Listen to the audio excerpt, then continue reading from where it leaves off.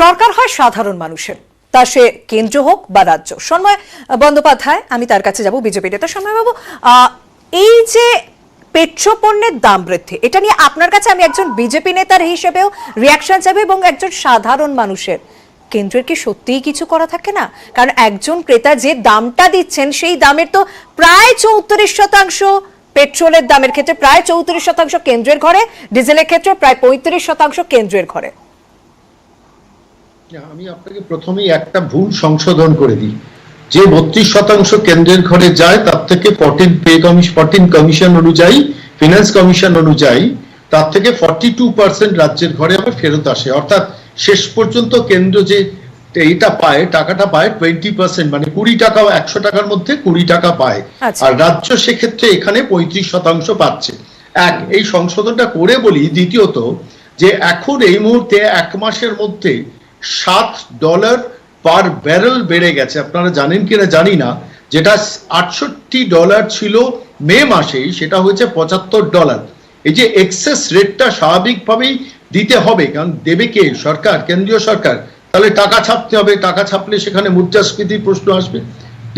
তৃতীয়ত যে পয়েন্ট আপনাদের কাছে এখানে উল্লেখ করব, যে আপনারা জানেন হয়তো ইউপিএ গভর্নমেন্ট 10 বছরে 1,04,000 কোটি টাকার বন্ড বিক্রি করে টাকাটা তুলেছিল, অয়েল বন্ড বিক্রি করে।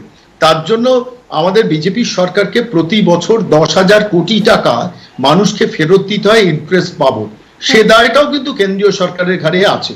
আর চতুর্থ যেটা বলবো, জিএসটির আওতায় তেলের দামটাকে নিয়ে আসার ব্যাপারে আমরা তো চেয়েছি যে আসুক না জিএসটির মধ্যে। সেখানে তো রাজ্য সরকারগুলো, ডক্টর অমিত মিত্র, পশ্চিমবঙ্গ সরকার, তারা তো জিএসটির বিরোধিতা করছে, জিএসটির তেলটা যাতে না আসে। কারণ তেলের দাম জিএসটির আওতায় আনলে, তেলের দাম কমলে রাজ্য সরকারের ভাড়ারে টান পড়বে। এই যে এই মুহূর্তে 35 থেকে 38% মানে টাকা নিয়ে যাচ্ছে তেলের পেছনে রাজ্য সরকার, সেখানে টান পড়বে। ফলে স্বাভাবিকভাবে তারা, কিন্তু সন্ময়দা, যেখানে বলা হচ্ছে অন্যান্য রাজনৈতিক দল বলছে যে এই বিপুল পরিমাণে কর বসে, আমার কাছে অন্তত যে ব্রেকআপটা রয়েছে, যে মূল দাম তার 33.2% যাচ্ছে সেন্ট্রালে ঘরে, আর স্টেটের ঘরে যাচ্ছে 19.18%।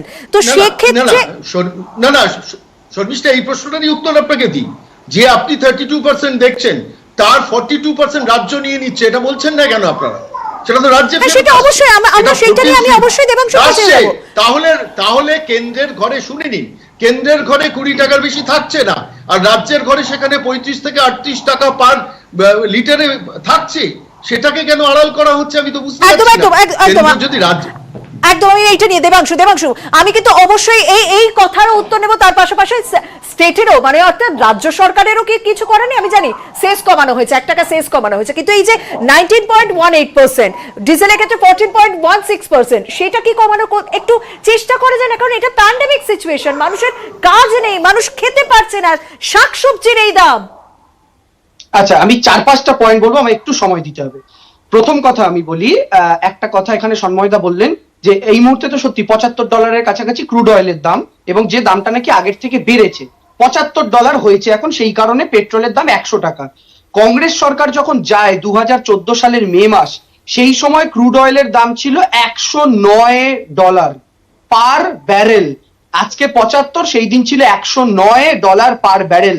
নরেন্দ্র মোদী, স্মৃতি ইরানিরা রাস্তায় নেমে ঢোল বাজাতে শুরু করে দিয়েছিলেন মনমোহন সিং এর সরকারের বিরুদ্ধে, এবং সেই দলকে তখন সমর্থন করতেন সন্ময় বাবু। প্রথম কথা। দ্বিতীয় কথাটা আমি কি বলতে চাই, সন্ময়দা কংগ্রেস সরকারের সময়কার বন্ড নিয়ে বললেন। আমি বন্ডের তথ্যটা দিয়ে রাখি, এটা নিয়ে তথ্যের জাগলারি হয়। এই বন্ডের জন্য কেন্দ্রীয় সরকারকে বছরে 10,000 কোটি পে করতে হয়, বাৎসরিক 10,000 কোটি। তথ্যটা ঠিক। এবার আপনি কি দেখুন, 2014 সালে কেন্দ্রীয় সরকার এই পেট্রোল ডিজেলের ওপর থেকে ট্যাক্স বাবদ রোজগার করতো 30,000 কোটি টাকা। কত? 30,000 কোটি 2014। আর 2021-এ দাঁড়িয়ে পেট্রোল ডিজেল থেকে কেন্দ্রীয় সরকার কত রোজগার করছে গেস করুন তো? প্রায় 3 লক্ষ কোটি, বা মানে একদম প্রপার বললে 2,94,000 কোটি। অর্থাৎ 30,000 কোটি 2014-এ, সেটা বেড়ে আরো একটা শূন্য পেছনে বসে হয়ে গেছে 3 লক্ষ কোটির কাছাকাছি। এবার আপনি 3 লক্ষ কোটি থেকে বাদ দিন 10,000 কোটি, তাও তো 2,90,000 কোটি টাকা বাঁচে। সেখান থেকে যদি 30,000 কোটি ধরি কংগ্রেসের সময় হতো শেষ 2014 সালে, সেই টাকাটা কোথায় যাচ্ছে? প্রথম কথা। দ্বিতীয় কথা হচ্ছে, সন্ময়বাবু খুব সুন্দর করে বললেন নীতি আয়োগ বা এই সেই অনুযায়ী এত % দিতে হয়। সেটা কোনটা দিতে হয়? যেটা কেন্দ্রীয় সরকার ট্যাক্স বাবদ নেন, কিন্তু এই নরেন্দ্র মোদীর সরকার আসার পর সেস বসিয়ে দিয়েছেন। আর সেস বসানোর জন্য যেটা সুবিধা হয়, সেসের টাকা রাজ্যকে ভাগ দিতে হয় না।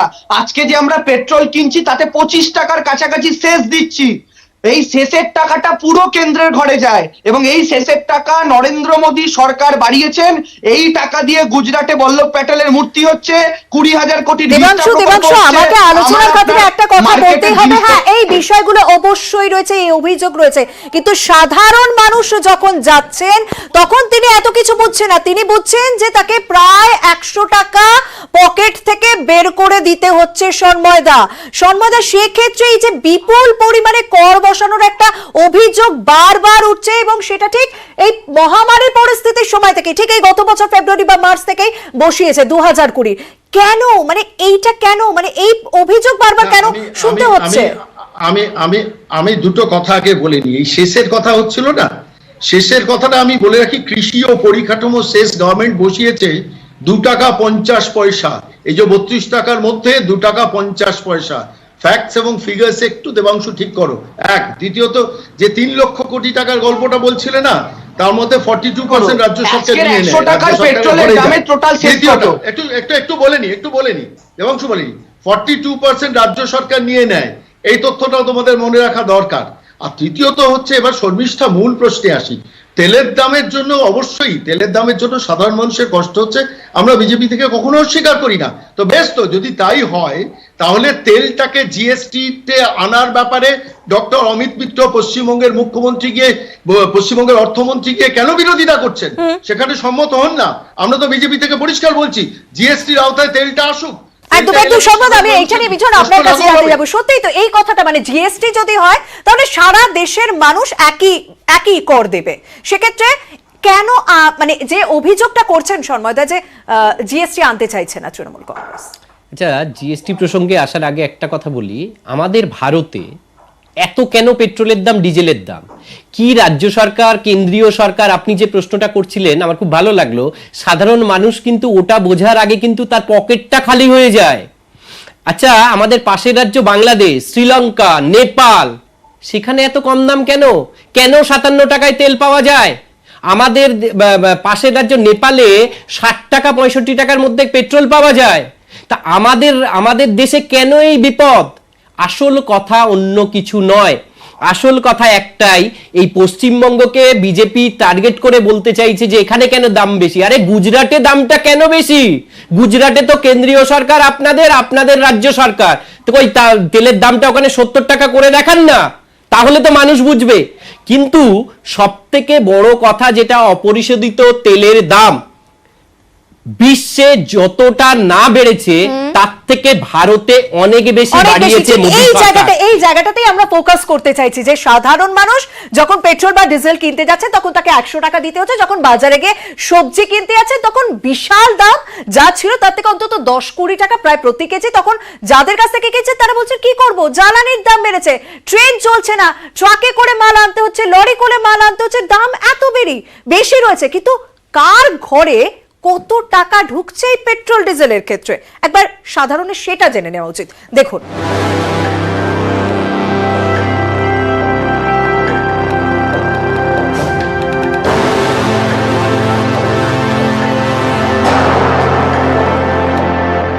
মাটিয়ার সাগরের তলায় লুকিয়ে থাকা তরল সোনা দামে ছুটছে আকাশ। নাজেহাল আমজনতা। দেশে গত 2 মাসে 34 বার পেট্রোলের দাম বেড়েছে। পশ্চিমবঙ্গেও পেট্রোল 100 পার। আমাদের ডিলার বিক্রির মার্জিনটা কিন্তু কোনো মতেই বাড়ছে না। স্টেটের ক্ষেত্রে যেমন পার্সেন্টেজ অনুযায়ী বাড়ছে, সেন্টারের ক্ষেত্রে কিন্তু ট্যাক্সটা পার্সেন্টেজ নয়, ওটা স্ল্যাব সিস্টেম। আমি এইটুকু দেখতে পাচ্ছি যে সারা বিশ্বে তেলের দাম গতকাল যা ছিল আজকেও তাই আছে। তাহলে মুনাফাটা কোথায় যাচ্ছে, লাভটা কোথায় যাচ্ছে? পেট্রোল ডিজেলের দামের বড় অংশই যায় কেন্দ্র ও রাজ্যের কর বাবদ।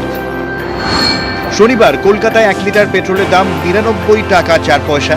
এর মধ্যে লিটার প্রতি জ্বালানির মূল দাম 43 টাকা 68 পয়সা। কেন্দ্রের কর 32 টাকা 90 পয়সা, রাজ্যের কর 19 টাকা।